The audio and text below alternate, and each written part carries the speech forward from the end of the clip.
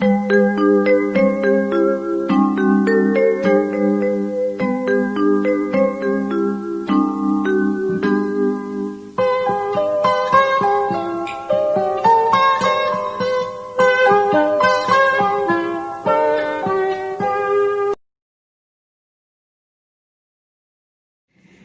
anak ibu semuanya, apa kabar? Ya, anak ibu semuanya sehat kan? Ya, ibu juga sehat. Ya, ibu harap semua anak ibu tetap semangat walaupun kita belajar dari rumah ya nak ya. Ya, nah ibu akan memulai ya pelajaran kita yaitu ya kita sekarang masuk kepada les 1 dan 2 matematika ya nak ya. Ya, judul kita kali ini ya, judul kecil kita atau sub tema kita ya, yaitu mengenai menjumlahkan dan mengurangkan pecahan campuran dengan bilangan asli. Nah, kalau sebelumnya menjumlahkan dan mengurangkan pecahan campuran dengan pecahan campuran ya, pecahan campuran dengan pecahan campuran gitu ya. Nah, ya sekarang pecahan campuran yang dimana yang satu pecahan campuran dan yang satu lagi bilangan asli saja ya. Nah, ibu akan menuliskan ya judul kita itu menjumlahkan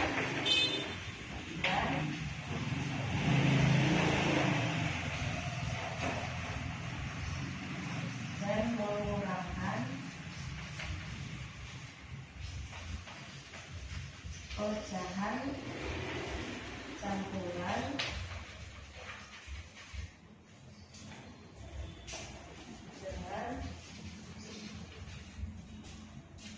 dengan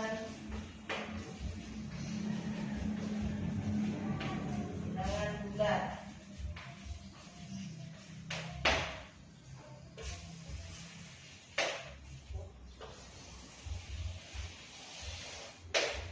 Nah, ibu kasih satu contoh ya nak ya. Iya, contohnya pertama,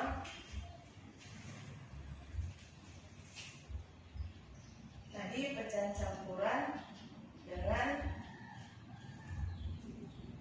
dengan bilangan bulat ya, atau bilangan bulat dengan pecahan campurannya ya 2 ditambah 1 3/4 sama dengan, nah seperti ini ya. Baik, kita jawab caranya bagaimana ya. Caranya yaitu kita jumlahkan yang bilangan bulat dengan bilangan bulat ya. Yang bilangan bulatnya tadi ini, yang pecahan campurannya yang ini. Nah, sekarang kita jumlahkan bilangan bulat dengan bilangan bulat yang sebelumnya sudah diterangkan ya nak ya. Pecahan campuran yaitu pecahan yang terdiri dari bilangan bulat dengan pecahan biasa. Nah, bilangan bulatnya yaitu ini 1 dan pecahan biasanya 3/4. Nah, jadi kita pisahkan yang bilangan bulat dengan bilangan bulat dengan cara kita jumlahkan ya nak ya. Ya. Lalu nanti yang 3/4 tersendiri dia ya. Jadi 2 ditambah 1 ya, ditambah ini tinggalkan sendiri dia yaitu 3/4 ya, 3/4. Nah, kita selesaikan ya. 2 ditambah 1 3 ditambah 3/4. Nah, tinggal digabungkan ya, gampang ya.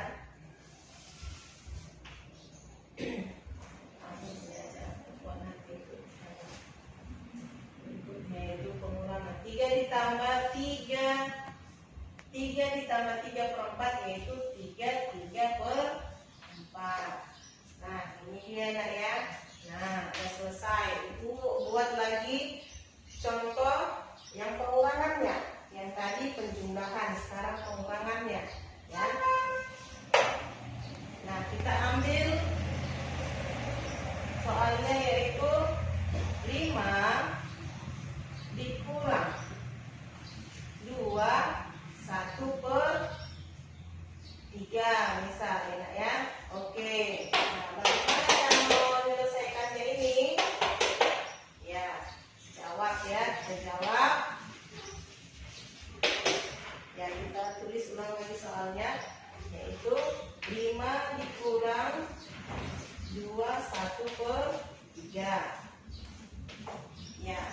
Nah sekarang ya, yang 2/1/3 penyebutnya berberapa? Itu bertiga. Nah oleh karena yang satu ya, yang satunya tidak berpenyebut, yaitu bilangan bulat, jadi kita ubah dia ya berpenyebut 3 ya. Artinya berapa per 3 supaya hasilnya 5 ya, seperti itu. Berapa per 3 supaya hasilnya 5 ya, itu dia. Nah ini maka kita ini tetap ya, ini tetap, ini kurang, sederhanakan lagi dulu yang ini ya. 3 dikali, sebelumnya Ibu terangkan ya kan, yaitu cara pertama bagaimana cara mengubah pecahan campuran menjadi pecahan biasa, yaitu 3 dikali 2 lalu dikali ditambah 1 ya, seperti itu ya. 3 dikali 2 ditambah 1 jadinya 7/3. Kita ubah dulu dia ke pecahan biasa ya, supaya bisa kita jawab nanti ya. Nah ini dia. Jadi sama seperti yang katakan tadi, berapa per 3 supaya hasilnya 5 ya, yaitu kita buat ini per 3 kurang per 3 ya. Kenapa per 3 Bu? Yaitu karena salah satu pasangannya ini ya, yaitu 7/3 dia, per 3 penyebutnya. Jadi supaya sama, yang 5 juga seperti itu kita buat, kita ubah menjadi penyebutnya yaitu per 3 ya. Nah kalau ini sudah tetap ya, ini dia 7/3. Sekarang kita berubah ini, berapa per 3, berapa dibagi 3, berapa dibagi 3 atau berapa per 3 supaya hasilnya 5 ya. Anak ibu harus tahu kali-kali ya, jangan tidak tahu, supaya bisa anak ibu menjawabnya ya. Berapa per 3 supaya hasilnya 5. Nah yaitu langsung saja begini caranya, kali silang dia, yaitu 3 kali 5, maka berapa lagi 3 kali 5? 15. Maka 15 dibagi 3 yaitu 5 ya. Jadi di sini jawabnya adalah 15 ya. Nah mengampangkan anak ibu kan, karena apa? Penyebutnya sudah sama, yaitu sama-sama menyebut bagi 3 ya, per 3 ya. Kita satukan sama-sama per 3, 15. Oleh karena penyebutnya sudah sama, maka yang 15 dan 7 kita satukan, yaitu menjadi 15 dikurang 7 ya. 15 kurang 7 sama dengan berapa anak ibu? 15 kurang 7, ayo mungkin anak ibu tahu ya. Iya, 15 kurang 7 yaitu 8 ya, 8/3 ya. Sampai di sini pun jawabannya sudah benar. Kalau dia menjadi pecahan campuran boleh ya. Ya, diwajarkan kan kemarin itu 8/3, bagaimana cara menyelesaikannya, mengubahnya ke pecahan campuran ya. 8 bagi 3 kali berapa supaya 8 ya, mendekati 8 seperti itu ya. 3 kali berapa supaya 8 ya, 3 kali titik sama dengan 8. Nah mendekati berapa? Ayo ibu mungkin tahu itu ya. 3 kali berapa supaya 8 ya? 3 kali 2 gimana ya? 3 kali 2 bisa ya. Ya kalau 3 kali 3 lebih atau kurang Mas ya? Ya udah lebih ya. Jadi jangan diambil yang lebih, tetapi lebih baik yang kurang diambil ya. Nanti sisanya kemana Bu? Kalau yang kurang ya, yang sisanya menjadi pembilang ya. 3 dikali 2 ya, 3 dikali 2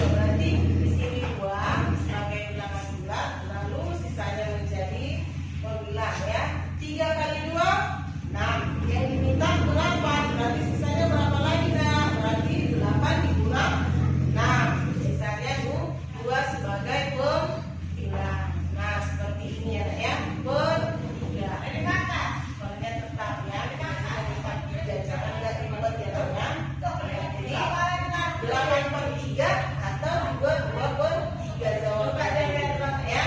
Sampai di sini pun boleh, sampai di sini pun lebih boleh lagi, lebih bagus lagi ya. Oke. Jadi jawabannya 2/3. Oke anak ibu. Ibu harap anak ibu mengerti anak ya, walaupun contohnya hanya satu. Oleh karena itu tidak muat anak ya. Maka yang diminta adalah menjumlahkan dan mengurangkan. Buatlah contoh yang menjumlahkan sebelah sini, mengurangkan sebelah sini. Oke anak ibu semuanya, nanti supaya lebih paham lagi ya, nanti kasih supaya lebih pintar lagi untuk menjawab soal ini ya, supaya ada latihan di rumah. Nanti ibu kasih nanti soal ya Kak ya, nanti ada ibu mengerjakannya. Oke ya, ibu nggak banyak kok ngasih soalnya, hanya 5 saja ya, itu aja kamu sudah bagus ya Kak ya. Oke ya, selamat pagi anak ibu. Selamat datang, semoga kalian selalu dalam lindungan Tuhan Yang Maha Esa. Senang sekali kita berjumpa kembali di kelas 5. Hari ini kita akan membahas tema 1, subtema 2 pada pembelajaran yang keempat.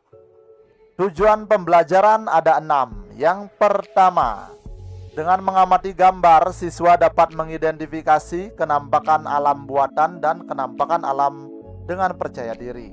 Nomor 2, dengan mengamati gambar pada peta, siswa dapat menyebutkan kondisi geografis masing-masing pulau besar di Indonesia dengan percaya diri. Nomor 3, dengan mengamati peta, siswa dapat memahami kondisi iklim di Indonesia dengan peduli. Nomor 4, dengan membaca, siswa mengidentifikasi keragaman flora dan fauna di Indonesia dengan tanggung jawab. Nomor 5, dengan mengamati gambar, siswa dapat mengidentifikasi perilaku yang sesuai dan tidak sesuai dengan nilai-nilai Pancasila dengan peduli. Yang terakhir, dengan membaca, siswa dapat menemukan ide pokok bacaan dengan tanggung jawab. Untuk memulai pembelajaran kita hari ini, silakan kalian simak gambar-gambar berikut dengan baik.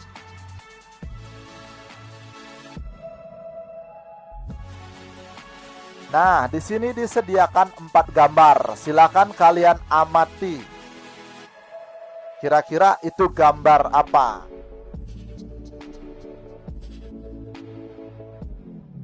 Nah, tugas kalian ya, coba kalian tebak mana yang merupakan kenampakan alam dan mana yang merupakan kenampakan buatan. Bisa ya? Ini sudah dipelajari di kelas-kelas sebelumnya, silakan diingat. Nah, jika kalian lupa, Bapak jelaskan ulang. Jadi kenampakan alam adalah segala bentuk di permukaan bumi yang terjadi secara alami atas karunia Tuhan Yang Maha Esa. Sedangkan kenampakan buatan, segala bentuk yang ada di permukaan bumi yang sengaja dibuat oleh manusia untuk suatu tujuan. Silakan kalian perhatikan keempat gambar tersebut, mana yang kenampakan alam dan mana atau nomor mana yang merupakan kenampakan buatan. Kita lihat nomor 1. Jadi itu adalah sungai.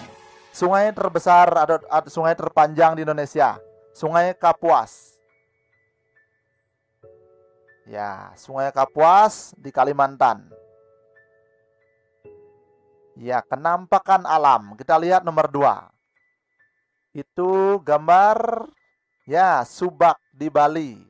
Subak adalah sistem irigasi atau pengairan di sawah yang ada di Bali. Jadi ini sudah diakui sebagai warisan budaya dunia oleh UNESCO. Bangga sekali kita ya, ada warisan budaya kita yang dijadikan warisan budaya dunia. Kemudian lihat nomor 3, berarti yang tadi ya, Subaknya itu adalah kenampakan buatan, benar sekali. Sekarang lihat nomor 3, ini ada gambar danau. Jadi ini danau terbesar di Indonesia, Danau Toba. Berarti terjadi secara alami atau kenampakan alam.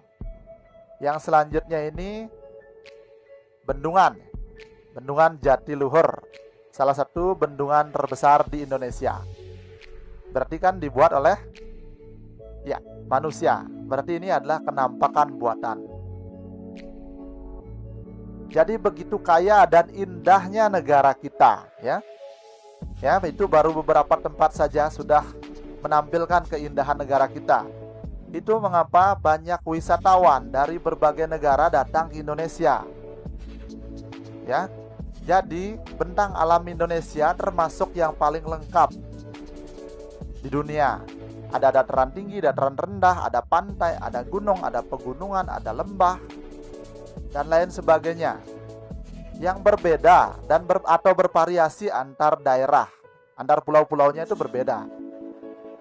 Di barat dan di timur berbeda, dan antar pulau juga berbeda-beda. Ada kekhasannya tersendiri. Seperti itu, ya. Jadi inilah yang akan kita pelajari pada materi kita kali ini tentang bentang alam pulau-pulau di Indonesia. Baik, kita menuju ke topik yang kedua. Bentang alam Pulau Papua. Nah, coba kalian amati gambar peta ini. Jadi ini adalah peta Pulau Papua. Pulau Papua adalah pulau yang terletak di bagian timur Indonesia. Pulau Papua adalah pulau terbesar di Indonesia, sekaligus pulau terbesar nomor 2 di dunia setelah Greenland. Ya. Kemudian Pulau Papua ini berbatasan langsung dengan negara tetangga, yaitu Papua Nugini. Nah, di sini sengaja dibuat berbeda warna agar terlihat jelas batas wilayahnya. Mana Papua atau wilayah Indonesia dan mana negara tetangga, yaitu Papua Nugini. Kemudian untuk wilayahnya, Pulau Papua ini sebagian besar wilayahnya adalah hutan belantara yang sulit ditembus. Jadi 71% ya, sekitar 71% wilayahnya, jadi sangat luas. Ya. Adalah hutan belantara. 71%, bayangkan. Dari 100, 71%-nya adalah hutan. Itu mengapa kemarin saat belajar persebaran penduduk, wilayah Papua itu warnanya hijau tua. Jadi penduduknya itu masih jarang di sana. Selanjutnya bentuk permukaan dari Pulau Papua ini. Ya, sebagian besar sama ya dengan wilayah-wilayah timur Indonesia. Wilayahnya berbukit-bukit, ada lembah yang tinggi, curam, itu ya, bukit-bukit tinggi dan curam. Ada juga pegunungan, gunung yang tinggi. Ya, ini adalah lembah Baliem. Sangat terkenal ya di Papua. Kemudian tadi ada gunung yang tinggi, bahkan pegunungan paling tinggi ada di Pulau Papua. Namanya adalah Pegunungan Jayawijaya. Kita lihat gambarnya di sini. Bahkan puncak dari Pegunungan Jayawijaya ini disebut Puncak Jaya, tertutup oleh salju. Jadi di Indonesia ada juga salju ya di Papua. Nah, demikian bentang alam Pulau Papua. Nah, untuk mematangkan pemahaman kalian tentang bentang alam, kita akan lakukan latihan berikut ini. Ayo mengamati. Jadi dalam video ini ada 2 latihan yang harus kalian kerjakan. Ini latihan pertama kalian ya. Jadi latihan harus dibuat. Tanpa latihan kalian akan sulit berkembang. Dengan latihan kalian mengembangkan kemampuan menulis, kemampuan imajinasi, kemampuan membuat karya, dan banyak lagi kemampuan-kemampuan yang berkembang dengan mengerjakan latihan. Kerjakan dengan sepenuh hati ya. Nah, tugasnya, kamu telah mengetahui bentuk muka bumi atau bentang alam Pulau Papua. Sekarang giliranmu untuk mencari tahu bentuk muka bumi atau bentang alam provinsimu.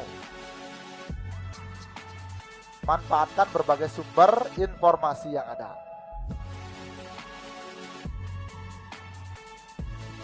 Bisa dimengerti ya?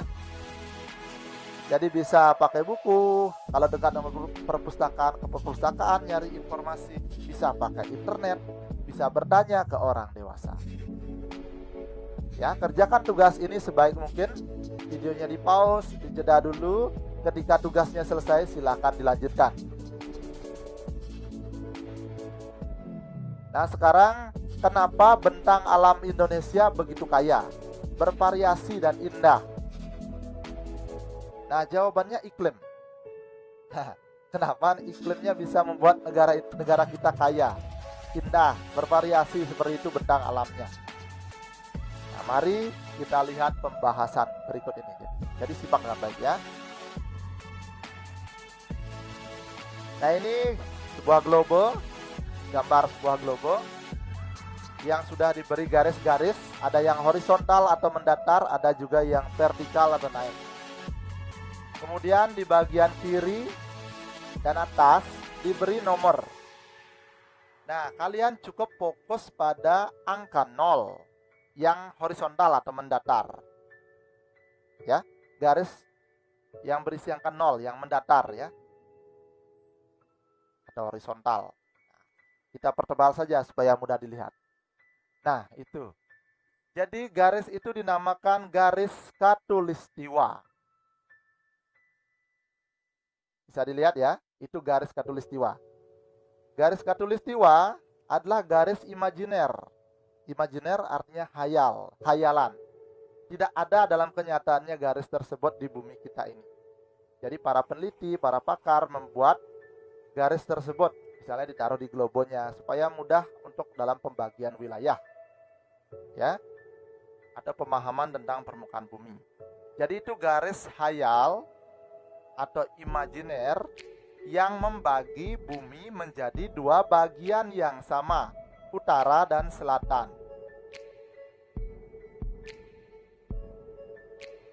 Jadi yang di tengah itu, yang di garis khatulistiwa itu ada di antara dua kutubnya, ya, yang di utara dan selatan. Jadi kita jauh di tengah-tengah, pas di tengahnya. Nah, sekarang kita lihat, ya, jadi kita lihat negara kita. Ternyata negara kita ada di garis khatulistiwa juga. Nah, semua wilayah, semua negara yang dilalui garis khatulistiwa beriklim tropis. Berbeda dengan negara atau wilayah yang dekat kutub. Biasanya itu 4 musim. Kalau kita iklimnya tropis, ada 2 musim. Musim hujan dan musim kemarau. Ya. Nah, apa itu iklim? Jadi ada musim juga. Nah, agak bingung ya. Jangan bingung-bingung. Kita akan bahas dengan lengkap. Jadi seperti ini. Iklim adalah keadaan rata-rata cuaca pada suatu wilayah yang luas dalam jangka waktu yang relatif lama. Contohnya seperti ini. Indonesia memiliki iklim tropis, terdiri dari 2 musim, yaitu hujan dan kemarau. Nah, hujan rata-rata terjadi selama 6 bulan, begitu juga dengan kemarau selama 6 bulan. 6 bulan itu kan lama ya, dalam jangka waktu yang lama, relatif lama. Apalagi kalau dijumlah itu 1 tahun iklimnya itu. Kemudian dalam wilayah yang luas, Indonesia kan luas. Berbeda dengan cuaca.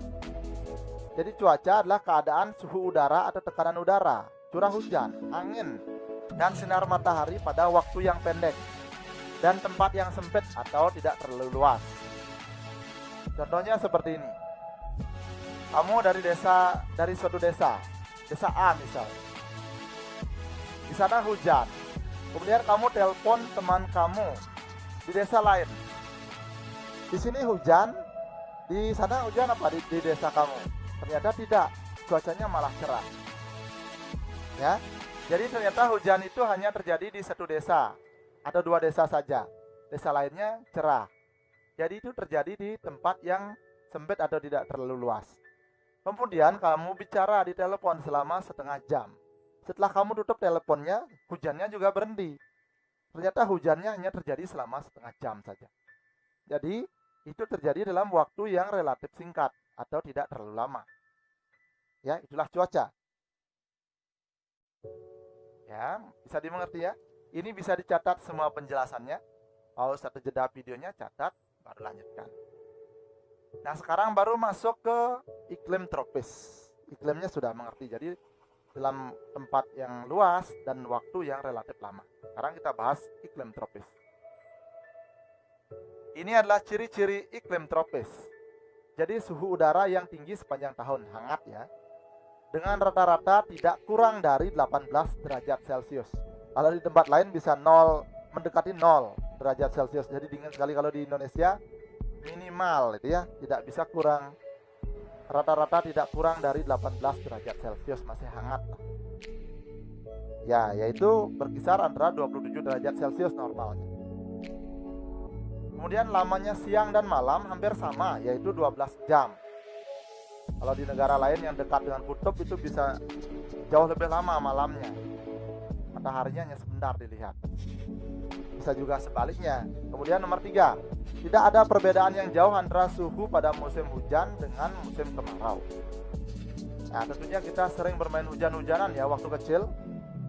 Ya, sebenarnya itu tidak terlalu dingin dibandingkan dengan negara-negara lain yang dekat kutub, itu dinginnya bisa menusuk tulang. Kemudian musim panasnya atau musim kemaraunya juga tidak terlalu panas. Masih bisa main-main di luar ruangan tanpa baju yang khusus ya untuk melindungi kulit, masih bisa main-main. Kemudian curah hujan yang tinggi dan sinar matahari yang cukup sepanjang tahun. Inilah kombinasi utama ya kenapa tumbuhan itu banyak tumbuh di negara kita. Negara kita itu subur. Kenapa? Ya curah hujannya tinggi, maka tumbuhan akan tumbuh dengan baik. Kemudian sinar matahari yang cukup sepanjang tahun. Kalau begitu kejadiannya, maka tumbuhannya itu akan cepat berkembang biak. Ya, salah satu faktor tumbuhan berkembang biak adalah penyerbukan yang dibantu oleh angin. Begitu juga serangga ketika musim panas atau musim cerah cuacanya, maka serangganya akan tumbuh dengan baik. Serangga juga akan membantu penyerbukan tanaman. Ya, curah hujannya cukup, tanamannya berkembang biak, penyerbukannya juga terbantu, maka tumbuhan akan berkembang dengan baik. Hewan-hewan juga akan datang. Nah, kita lanjut ya. Yang tadi bisa dicatat dulu baru dilanjutkan. Nah, sekarang mengapa ada musim kemarau dan musim hujan? Apa yang menyebabkan? Kenapa ada dua musim itu di Indonesia, musim kemarau dan musim hujan? Jadi penyebabnya adalah angin muson atau angin musim. Ya, boleh disebut angin muson, boleh disebut angin musim. Angin yang mana itu? Jadi ada dua, angin muson barat yang pertama adalah angin yang bertiup melewati samudra. Samudra ada laut. Karena melewati samudra itu uap, ada airnya menguap jadi uap air. Kemudian diterbangkan oleh angin muson ini ke negara kita. Sehingga terjadilah hujan. Jadi angin muson barat mengakibatkan hujan. Biasanya bertiup antara bulan Oktober sampai April di Indonesia. Jadi antara Oktober dan April sampai April itu terjadi hujan di Indonesia. Walaupun sekarang sering tidak menentu karena perubahan iklim, tapi ini masih bisa dijadikan patokan. Selanjutnya angin muson timur. Tadi ada barat, sekarang ada angin muson timur. Adalah angin yang bertiup melewati gurun pasir yang bersifat kering. Maka dia akan mengakibatkan musim kemarau. Biasanya angin ini bertiup dari bulan April sampai Oktober. Jadi bergiliran dengan musim hujannya. Musim hujan selesai, masuk musim kemarau. Musim kemarau habis, masuk musim hujan. Seperti itulah kejadiannya. Silahkan dicatat jika perlu ya. Di pause saja videonya dan jeda, baru dilanjutkan.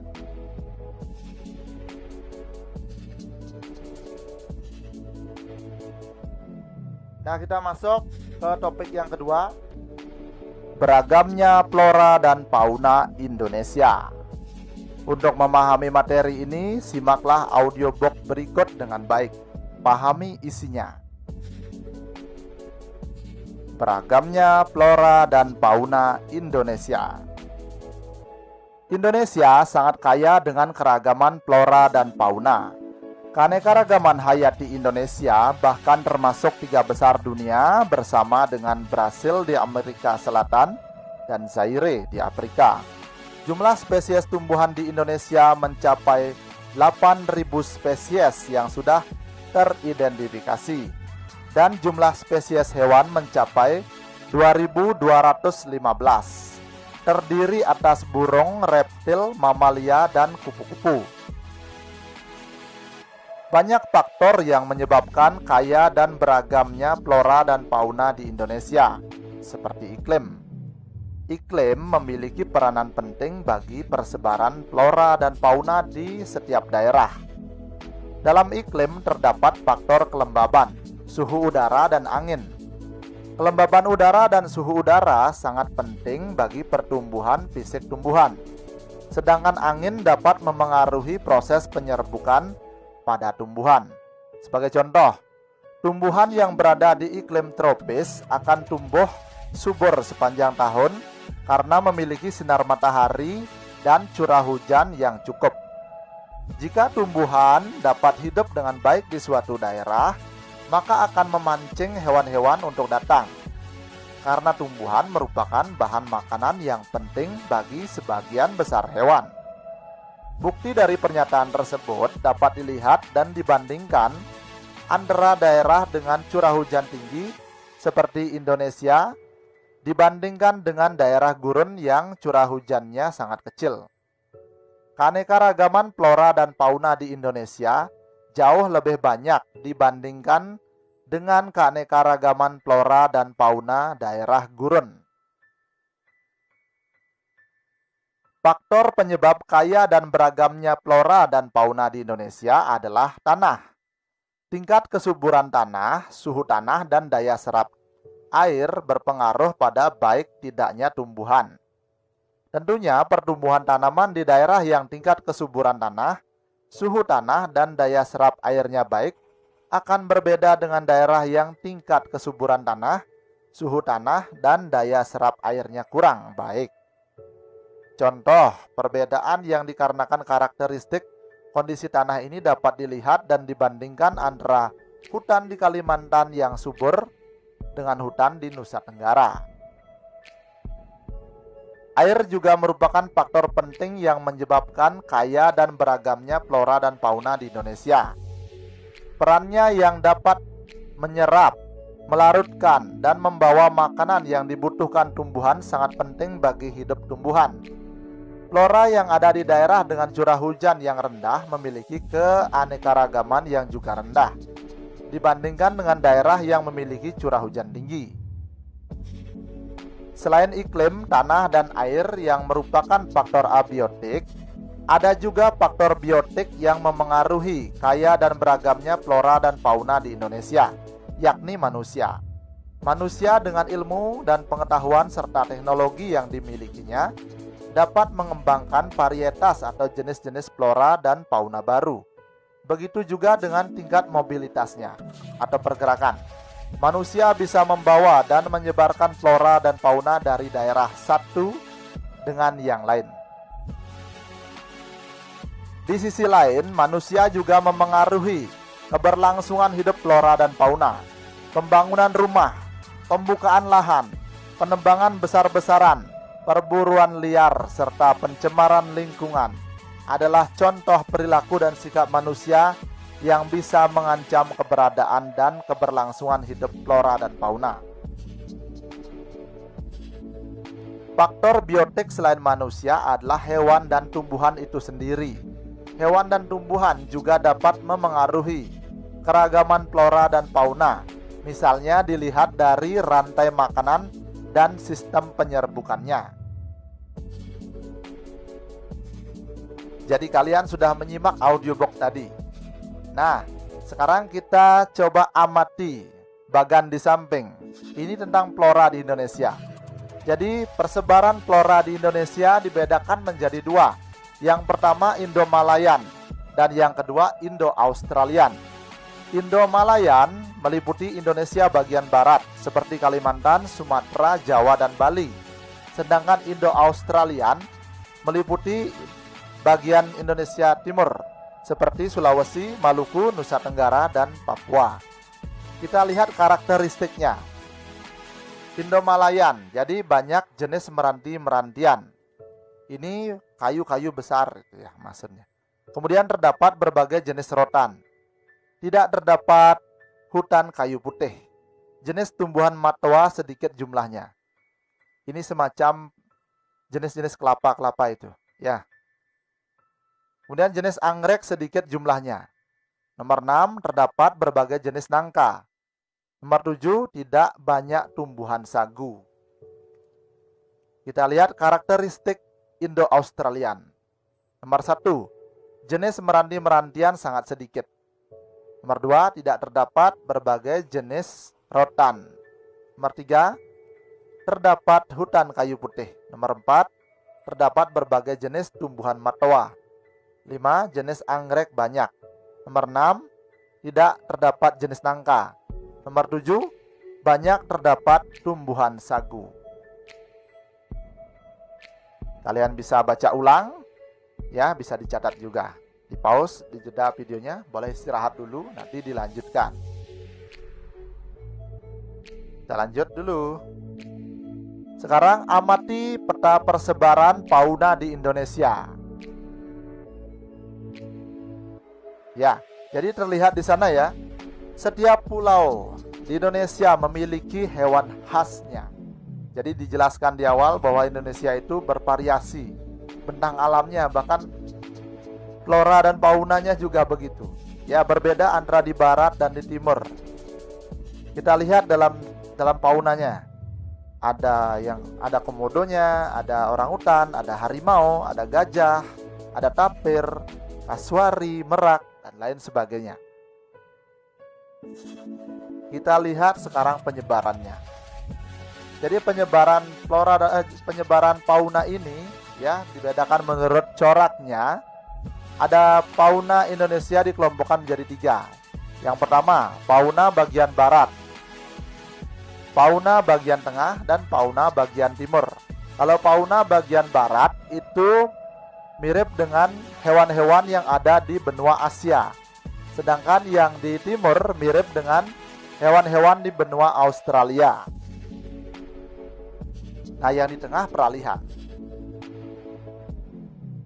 Nah, jadi dipisahkan oleh garis Wallace ya, barat dan tengahnya. Kemudian fauna bagian timur dan tengah dipisahkan oleh garis Weber. Sekarang kita lihat fauna Indonesia bagian barat atau tipe Asiatis ya, mendekati atau sama dengan hewan-hewan di benua Asia. Jadi banyak mamalia besarnya di sini.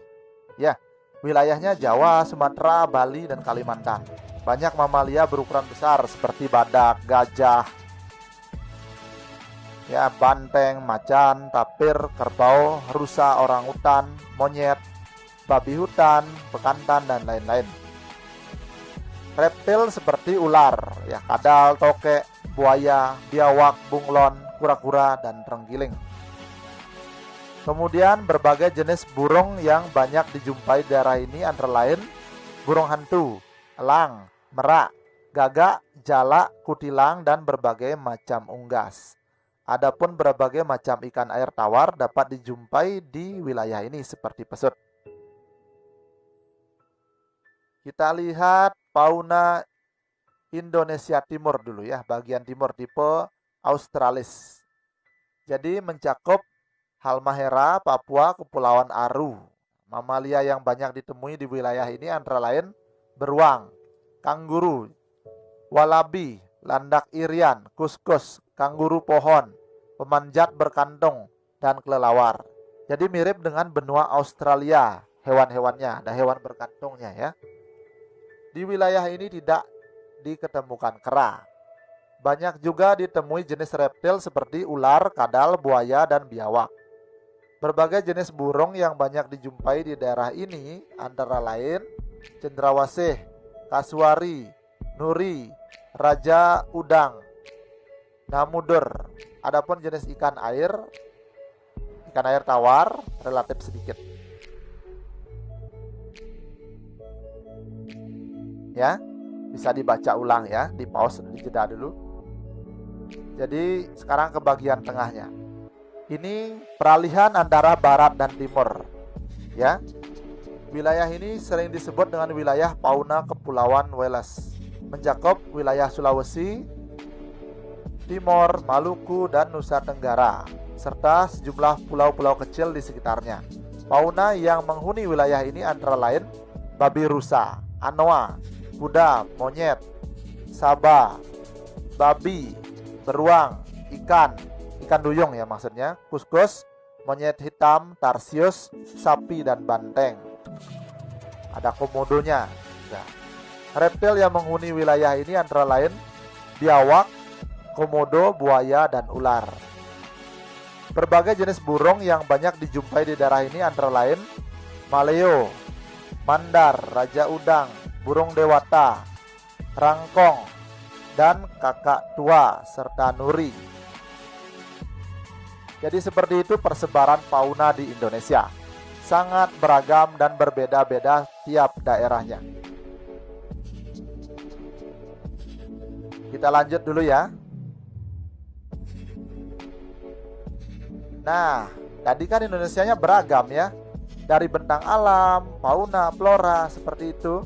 Beragam, nah tentunya kita wajib bersyukur. Nah, bersyukur adalah salah satu cerminan nilai luhur Pancasila. Nah, berikut ada sikap-sikap yang mencerminkan nilai luhur Pancasila. Mari kita baca dulu petunjuknya. Amati gambar di samping ya. Berilah tanda centang pada gambar yang menunjukkan perilaku yang sesuai dengan nilai-nilai Pancasila. Dan berilah tanda silang pada gambar yang menunjukkan perilaku yang tidak sesuai dengan nilai-nilai Pancasila. Kita lihat contoh pertama. Di sini kan seorang anak sedang membantu orang lain yang membutuhkan. Itu termasuk sila Pancasila apa tidak? Ya, termasuk. Kita beri tanda centang. Nomor 2, di sini ada orang berkelahi atau tidak, ini membuli. Ini perbuatan yang salah. Ini termasuk mencerminkan nilai luhur Pancasila apa tidak? Ya, tidak. Kita beri tanda silang. Bagaimana nomor 3? Dengan nomor 3, ini orang sedang gotong royong membersihkan lingkungan. Gotong royong, sikap yang mencerminkan nilai, ya benar, nilai luhur Pancasila, sila keberapa? Gotong royong? Ya, Persatuan Indonesia, sila ketiga. Kalau yang gambar pertama tadi menolong orang itu kan kemanusiaan yang adil dan beradab, sila kedua. Kemudian nomor 4. Jadi ini dicentang dulu ya. Nomor 4, gotong royong lagi. Berarti kan sama ya. Gotong royong buat rumah, ini sila Persatuan Indonesia. Mencerminkan nilai luhur Pancasila. Kita centang. Nomor selanjutnya ini buang sampah di sungai gitu ya. Bagaimana, mencerminkan apa tidak nilai luhur Pancasila? Ya, tidak. Jadi ini sudah melanggar, tidak sesuai dengan sila sila kelima. Jadi inti dari sila kelima kan mementingkan kepentingan umum. Nah, ini merugikan kepentingan umum. Kalau terjadi masalah karena sampah di lingkungannya, ya orang-orang seperti ini yang bertanggung jawab. Yang selanjutnya nomor 6, ini kita beli tanda silang dulu. Nomor 6 kan 2 tempat suci berdampingan di rukun. Nanti mencerminkan sila Pancasila ke-1. Kita beri tanda centang. Ya, ini nomor 7, menjenguk orang sakit. Jadi kita berempati, merasakan apa yang dirasakan, kita jenguk. Ya, kita ada saat suka dan duka, kita bareng-bareng, seperti itu. Bareng-bareng saat suka dan duka, berarti bersatu. Sila ketiga, Persatuan Indonesia. Kita beri tanda centang. Nah, yang terakhir, membunuh binatang. Kira-kira ini mencerminkan apa tidak nilai-nilai luhur Pancasila? Oh ya, benar, tidak. Ya, ini sudah tidak sesuai dengan sila pertama. Sila pertama kan menghargai kehidupan ya, ciptaan Tuhan. Bisa dimengerti ya? Silahkan kalian baca-baca sumber lain untuk mengetahui contoh-contoh nilai-nilai luhur Pancasila dalam kehidupan sehari-hari. Kita lanjut. Nah, ini tugas terakhir kalian. Tadi kan tugasnya baru satu ya. Ya, yang mau menceritakan tentang bentang alam provinsi kalian. Nah, sekarang ini ada kegiatan ayo mencoba lagi satu. Kita lihat tugasnya. Jadi latihannya seperti ini. Carilah informasi bentang alam pulau-pulau besar di Indonesia dari berbagai sumber. Lalu masukkan ke dalam tabel di samping. Nah, sekarang semua pulau besar. Sumatera, Jawa, Kalimantan, Sulawesi, Papua, Kepulauan Maluku, Bali, Kepulauan Nusa Tenggara. Ya, dibuat 8 bentang alam dari masing-masing pulau besar. Setiap pulau yang dibuat diceritakan atau dijelaskan bentang alamnya berupa gunung. Gunung apa saja yang ada? Lembah. Gunung apa saja yang ada, lembah apa saja yang ada di Pulau Jawa? Bukit apa yang ada di Pulau Jawa? Tulis banyak yang kalian bisa. Sungai, dataran rendah, dan pantai juga sama. Tulis sebanyak yang kalian temukan. Bisa dimengerti? Nah, jika belum, kita perhatikan contoh. Nah, ini contohnya diambil bentang alam secara umum Pulau Jawa. Gunung. Ada Gunung Slamet, Sindoro, Arjuno, Galunggung, dan Merapi. Lembahnya, Lembah Grand Canyon atau Cukang Taneuh. Ini pasti di Jawa Barat, ya, di Pangandaran. Lembah Dieng ini pasti di Jawa Timur, di Malang. Lembah Cilengkrang berada di Kabupaten Kuningan, Jawa Barat. Ya. Kemudian bukit. Ada Bukit Sumedang di Jawa Barat, Bukit Kidul di Jawa Timur, Bukit Candi Abang, Sleman, Yogyakarta, Bukit Moko di Bandung. Nah, kalau sungainya Sungai Serayu, Cisadane, Citarum, Cikandui, Berantas, Sunter. Dataran rendah Surakarta, dataran rendah Semarang, dataran rendah Madiun. Kalau pantainya Banyu Tibo, Pelabuhan Ratu, Pangandaran, Anyer, dan Sawarna. Ini di Jawa. Kita lihat contoh kedua. Nah, ini di Sumatera. Gunungnya, kalau di Sumatera ada Kerinci, ada Leuser, Dampo, Bandahara, Marapi, Dalamau. Lembah, ada Ngarai Sianok, Lembah Anai, Lembah Harau. Kemudian bukit, ada Bukit Minangkabau di Provinsi Sumatera Barat, ada Bukit Kerinci di Sumatera Barat. Kemudian dataran tinggi Rejang di Provinsi Bengkulu, Bukit Lebong di Bengkulu, Bukit Barisan di Bengkulu. Sungai Asahan, Deli, Batanghari, Sungai Kampar, Rokan, dan Merangin. Dataran rendah, Pantai Timur Sumatera. Ya, ini dataran rendah Air Manis, dataran rendah Kasih, dataran rendah Cermin. Kemudian pantainya Lampuok, Air Manis, Rupat, Tanjung Tinggi, dan Tapak Tuan. Contoh ketiga, Kepulauan Nusa Tenggara. Gunungnya Gunung Kelimutu, Rinjani, Tambora, Egon, Lewotolo, Rokatenda. Lembahnya Bola Palelo, Jarebu, Lembah Rinjani, Lembah Paundoa, Lembah Hijau Lombok. Kemudian bukit, ada Batu Hidung, Batu Mando, Bukit Marese, Bukit Pengasingan. Sungai Kambaniru, Wera, Wajalu, dan lain-lain. Boleh dicatat ini ya, dataran rendah terdapat sepanjang pantai utara dan barat, mulai dari Jereweh di pantai barat, Taliwang, Seteluk, Alas, Utan, Sumbawa Besar, Boyo, Hilir, Lape, Lopok, Lampang, dan Empang. Kemudian pantainya Senggigi, ya, Gili Trawangan, Sekotong, Pantai Koka, Senggigi. Silakan kalian catat, ini contohnya, jadi penting juga. Nah ini kan sudah 3 contoh ya. Sudah 3 contoh Bapak buatkan, lengkap. Nah ini contohnya. Kalian berusahalah temukan sebanyak yang kalian bisa. Ya, berarti lagi 5 pulau besar.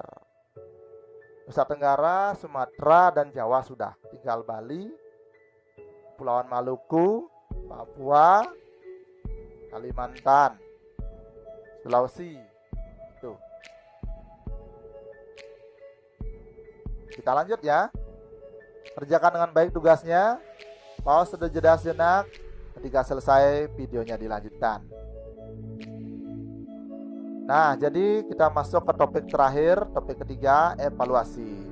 Nanti ada games atau quiz, silahkan cek di aplikasi Edu Peduli. Di sana ada ya. Kemudian, semoga pembelajaran hari ini bermanfaat dan semua pengetahuan yang ada bisa kalian serap dengan baik. Akhir kata Bapak tutup dengan ucapan terima kasih. Sampai jumpa di video pembelajaran berikutnya.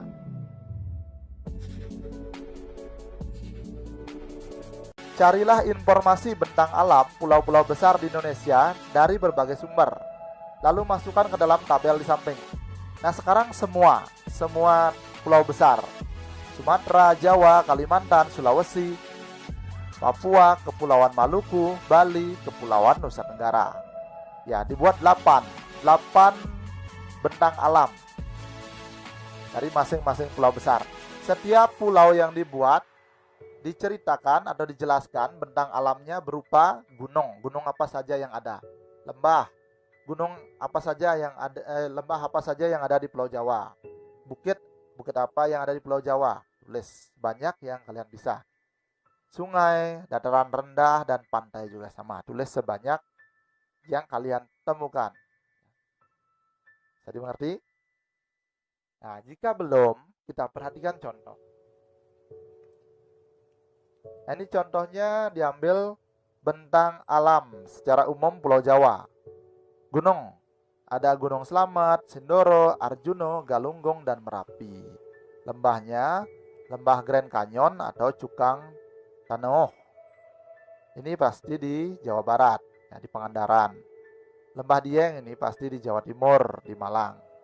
Lembah Cilengkrang berada di Kabupaten Kuningan, Jawa Barat. Ya. Kemudian bukit, ada Bukit Sumedang di Jawa Barat, Bukit Kidul di Jawa Timur, Bukit Candi Abang, Sleman, Yogyakarta, Bukit Moko di Bandung. Nah, kalau sungainya Sungai Serayu, Cisadane, Citarum, Citandui, Berantas, Sunter. Dataran rendah Surakarta, dataran rendah Semarang, dataran rendah Madiun. Kalau pantainya Banyu Tibo, Pelabuhan Ratu, Pangandaran, Anyer, dan Sawarna. Ini di Jawa. Kita lihat contoh kedua. Nah, ini di Sumatera. Gunungnya, kalau di Sumatera ada Kerinci, ada Leuser, Dampo, Bandahara, Marapi, Talamau. Lembah, ada Ngarai Sianok, Lembah Anai, Lembah Harau. Kemudian bukit, ada Bukit Minangkabau di Provinsi Sumatera Barat, ada Bukit Kerinci di Sumatera Barat. Kemudian dataran tinggi Rejang di Provinsi Bengkulu, Bukit Lebong di Bengkulu, Bukit Barisan di Bengkulu. Sungai Asahan, Deli, Batanghari, Sungai Kampar, Rokan, dan Merangin. Dataran rendah, Pantai Timur Sumatera. Ya, ini dataran rendah Air Manis, dataran rendah Kasih, dataran rendah Cermin. Kemudian pantainya Lampuok, Air Manis, Rupat, Tanjung Tinggi, dan Tapak Tuan. Contoh ketiga, Kepulauan Nusa Tenggara. Gunungnya Gunung Kelimutu, Rinjani, Tambora, Egon, Lewotolo, Rokatenda. Lembahnya Bola Palelo, Jarebu, Lembah Rinjani, Lembah Paundoa, Lembah Hijau Lombok. Kemudian bukit, Ada Batu Hidung, Batu Mando, Bukit Marese, Bukit Pengasingan. Sungai, Sungai Kambaniru, Wera, Wajalu, dan lain-lain. Nah, boleh dicatat ini ya, dataran rendah terdapat sepanjang pantai utara dan barat, mulai dari Jereweh di pantai barat, Taliwang, Seteluk, Alas, Utan, Sumbawa Besar, Moyo, Hilir, Lape, Lopok, Lampang, dan Empang. Kemudian pantainya Senggigi, ya, Gili Trawangan, Sekotong, Pantai Koka, Senggigi,